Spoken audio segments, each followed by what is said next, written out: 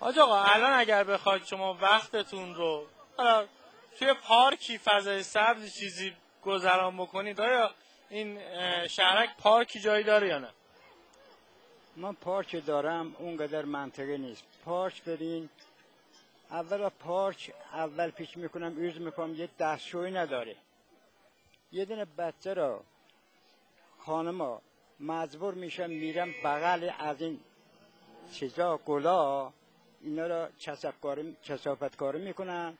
اینا خیلی مهمه، اینو باید لطفش کنن، یه دونه دستشویی بذارن، یه دونه آب خوردن. فضای سبز داره این شهرک؟ ندارم، نه. یه دونه فضای سبز چه الان میبینی همین است. چه درخواستی از مسئولین دارید؟ مسئولین برای شما چیکار بکنن؟